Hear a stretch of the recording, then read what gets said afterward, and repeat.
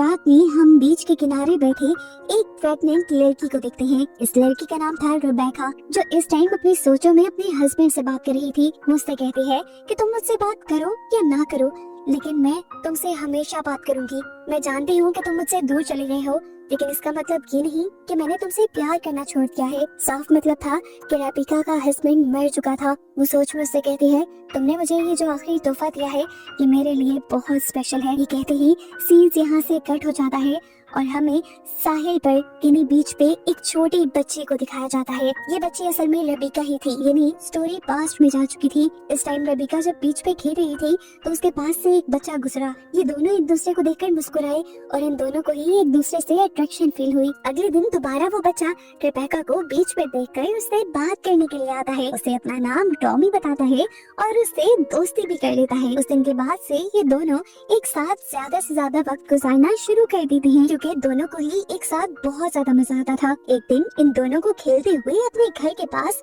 एक स्नेल मिला, जिसे ये लोग उठाकर अपने घर ले आए। इसे देखते हुए दोनों बहुत खुश हो रहे थे। टॉमी ने कहा, कल को जाकर हम इसे बीच पर वापस छोड़ आएंगे, पर रेबेका ने बताया कि कल वो उसके साथ नहीं आ सकती, क्योंकि कल वो वापस जापान जा रही है। ये बात सुनकर टॉमी बहुत ज्यादा उदास हो गया, क्योंकि शायद अब उनकी दोस्ती यही खत्म हो गई थी। रेबेका अपने घर चली गई और वो उसी के बारे में सोचता रहा। उसने रेबेका को कॉल करके कहा, कल तुम मेरा पोर्ट पे वेट करना, मैं तुम्हारे लिए कुछ लेकर आऊंगा। अगले दिन दिखाया जाता है कि रेबेका ने जाने से पहले टॉमी का बहुत देर इंतजार किया, लेकिन टॉमी उससे मिलने नहीं आया और आखिर रेबेका बगैर मिले ही उससे अपने सफर के लिए निकल गई। जिसके बाद फिर 12 साल गुजर गए। रेबेका और टॉमी दोबारा नहीं मिले। रेबेका पूरे 12 साल बाद दोबारा इस टाउन में वापस आई, सिर्फ टॉमी से मिलने के लिए। लेकिन जब वो टॉमी के घर गई तो उसे पता चला कि टॉमी यहाँ से जा चुका था। टॉमी की मॉम तो उसको पहचान भी नहीं रही थी। तब उसने टॉमी की मॉम को अपने ग्रैंडपा के बारे में बताते हुए उसे अपने बारे में याद करवाया। तब जाकर उसे टॉमी की मॉम से टॉमी का एड्रेस मिला। एक्साइटेड होकर वो जब टॉमी के घर गई तब उसका दिल बुरी तरह टूट चुका था, क्योंकि टॉमी के घर पे कोई और लड़की थी। लड़की को देख के उसे इतना बुरा इसलिए लग रहा था क्योंकि वो 12 साल के इंतजार के बाद टॉमी से मिलने आ रही थी। उसे लगता था कि जैसे उसने टॉमी का इंतजार किया है, ऐसे ही टॉमी ने भी उसका इंतजार किया होगा। लेकिन ये सब देखकर अब उसका दिल टूट चुका था। फिर दिखाया जाता है कि टॉमी रेबेका को देखते ही पहचान गया कि वो बचपन वाली रेबेका है। हालांकि 12 सालों में ये दोनों एक बार भी नहीं मिले थे। ये दोनों एक दूसरे से बातें करने लगे और बातें करते करते इतना खो गए कि इन्हें पता ही नहीं चला कि इस टाइम इनके पास टॉमी की दोस्त भी बैठी हुई थी, जो इनको इस तरह बातें करता देखकर गुस्सा होकर वहाँ से चली गई और टॉमी ने उसे रोका भी नहीं। जिसका मतलब हमें पता चल जाता है कि टॉमी आज भी सबसे ज्यादा रेबेका को ही पसंद करता है। इनकी बातों से हमें पता चलता है कि रेबेका सॉफ्टवेयर इंजीनियर बन गई थी और अपनी पढ़ाई पूरी करके अब वो हमेशा के लिए यहाँ शिफ्ट हो गई थी, जबकि टॉमी एक बायोलॉजिस्ट बन चुका था। ये दोनों अब अपना मिलना जुलना जारी रखते हैं। एक दिन टॉमी रेबेका को बीच पर ले जाता है, जहाँ पर वो टॉमी से पूछ लेती है कि क्या तुम्हारी वो गर्लफ्रेंड है, जिस पर टॉमी ने बताया नहीं, वो उससे कल पहले ही मर्तबा मिला था। ये सुनकर रेबेका को थोड़ा सा खुशी का एहसास हुआ था। अब तो टॉमी भी उसके साथ रहकर खुश रहने लगा था। अगले दिन ये लोग दोबारा टॉमी के घर पे मिलते हैं। डिनर करते हुए रेबेका टॉमी से पूछती है कि तुम मुझे बचपन में क्या देना चाहते थे और उस दिन तुम मुझसे मिलने क्यों नहीं आए। तब टॉमी बिना कुछ कहे वहाँ से उठकर चला गया। जब वो वापस आया तो उसके हाथ में एक माचिस के डब्बे थे और उसके अंदर वही स्नेल था जिसे ये लोग बचपन में बीच में छोड़ के आने की प्लानिंग कर रहे थे। टॉमी ने बताया कि वो उसे यही स्नेल देना चाहता था, लेकिन उस दिन वो सोता रह गया और रेबेका बगैर मिले ही उससे चली गई। उसने उस स्नेल को आज तक संभाल के रखा था। हालांकि 1 साल बाद वो स्नेल मर गया था। इस स्नेल को देखकर रेबेका को ये तसल्ली हो जाती है कि टॉमी आज भी उससे बचपन की तरह ही प्यार करता है, इसीलिए उसने रेबेका के इंतजार में आज तक वो स्नेल संभाल के रखा था।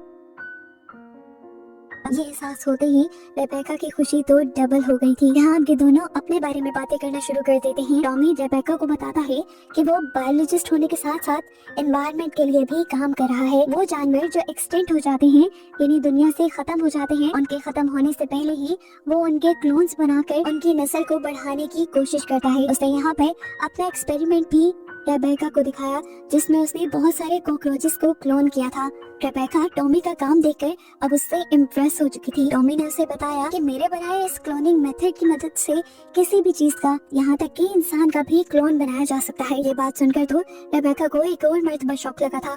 यहाँ पर टॉमी भी रेबेका को अपने ग्रुप में शामिल होने का मशवरा देता है, जिसमें वो लोग मिलकर एनवायरनमेंट के लिए काम करते थे। रेबेका को भी उसका आइडिया बुरा नहीं लगा था, इसलिए ये दोनों अगले दिन एनवायरमेंटल एक्टिविस्ट के तौर पर रेबेका का नाम देने के लिए चले जाते हैं। रास्ते में ये लोग एक टाउन से होते जा रहे थे, जिसके नज़ारे बहुत ज्यादा खूबसूरत थे। रेबेका ने टॉमी से कहा कि वे कुछ देर यहाँ पर रुक कर एंजॉय करना चाहती हूँ। टॉमी ने भी कार यहाँ पर रोक दी। गाड़ी के रुकते ही रेबेका एक्साइटेड होकर गाड़ी से निकलकर आगे की तरफ भागने लगी। वो एंजॉय कर रही थी कि तभी उसे किसी के गाड़ी से टकराने की आवाज आ गई। पीछे मुड़कर उसने देखा कि टॉमी जो गाड़ी से निकलकर उसके पीछे ही आ रहा था, एक गाड़ी उसे आकर यहाँ हिट कर गई। हिट क्या कर गई समझो, कुचल गई, और टॉमी यहाँ उसकी आंखों के सामने मारा गया। इस हादसे ने रेबेका को पूरी तरह से तोड़ दिया था। टॉमी जिसका 12 साल उसने इंतजार किया था, जिसके साथ अब उसकी लाइफ बहुत ही ज्यादा अच्छी हो गई थी, वो इतनी जल्दी मर गया था। उसे लगने लगा था कि वो अपने आप को इस हादसे से कभी बाहर नहीं निकाल पाएगी, वो कभी मूव ऑन नहीं कर पाएगी। वो दिन ब दिन डिप्रेशन में जाती जा रही थी। लेकिन तभी उसे टॉमी की चीजों से एक आइडिया आया। ये आइडिया आते ही वो टॉमी के पेरेंट्स के पास गई। वो उनसे कहती है कि मैं भी आप लोगों की तरह टॉमी से बहुत ज्यादा प्यार करती हूँ। अगर आप लोग चाहें तो टॉमी दोबारा जिंदा हो सकता है। उसकी बातें सुनकर इन दोनों को लगा कि शायद रेबेका पागल हो गई है, लेकिन रेबेका पागल नहीं हुई थी। रेबेका असल में टॉमी का क्लोन बनाने की बात कर रही थी, जिसके लिए उसको टॉमी के मॉम डैड के लीगल परमिशन की जरूरत थी, और साथ ही साथ टॉमी के डेड बॉडी की कुछ टिश्यूज की भी जरूरत थी। उसे टॉमी की ग्रेव से टॉमी को बाहर निकलवाना था, और इसके लिए भी उसे टॉमी के पेरेंट्स की ही परमिशन चाहिए थी। टॉमी की मॉम मरने के बाद अपने बेटे को इतनी तकलीफ नहीं देना चाहती थी, इसलिए वो रेबेका को इनकार करके वहाँ से भेज देती हैं। लेकिन अगले दिन हम देखते हैं कि टॉमी के डैड ने आकर रेबेका को वो पेपर्स दे दिए थे जो रेबेका उनके घर लेकर गई थी। टॉमी के डैड ने उनको साइन कर दिया था ताकि रेबेका अपना काम कर सके। वो उससे कहते हैं तुम जो करना चाहो कर सकते हो, लेकिन अब हम लोग यहाँ से जा रहे हैं क्योंकि इस घर में हमें टॉमी बहुत ज्यादा याद आता है। रेबेका आज बहुत खुश थी।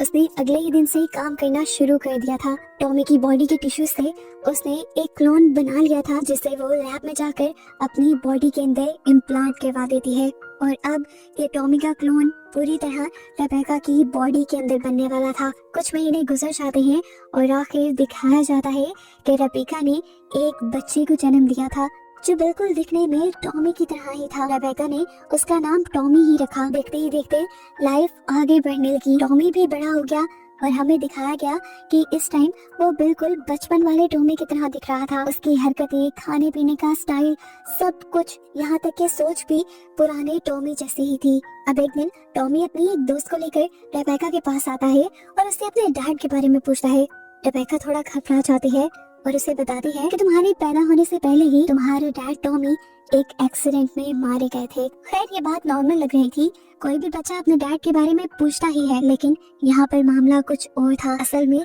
सोसाइटी में ये खबर फैलने लगी थी कि रेबेका का बेटा जो टॉमी है वो एक आम इंसान नहीं बल्कि एक क्लोन है, जिसकी वजह से लोग और बच्चे उससे दूर दूर रहने लगे थे।